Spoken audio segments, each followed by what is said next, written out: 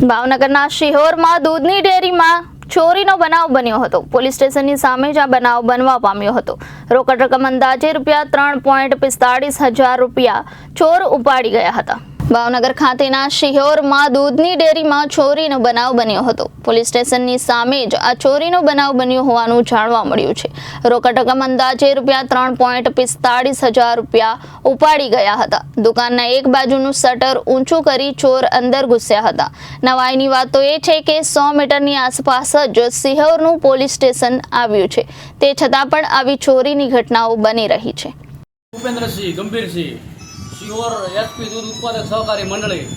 સવારે હું 7 વાગે આવ્યો ત્યારે એક બાજુનું શટર છે 1 ફૂટ જેટલું અધર હતું। મને એવું લાગ્યું કે આ ફૂટિયા અહીં બેસે છે, એને કાંઈક અધર કર્યું છે। મેં ખોલીને જોયું તો તમામ ડોક્યુમેન્ટ બધા કાગળ બધા વેર વિખેર પડેલા હતા અને ગલ્લામાં અને થેલામાં રાખેલા 3 થી 3.5 લાખ રૂપિયાનું બધું લઈ ગયા। પરચુરોને એમને રહેવા દીધું।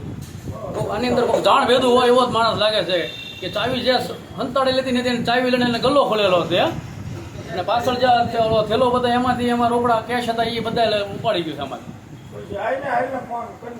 Reporter Firoz Malik, Janadesh news, Bhavnagar.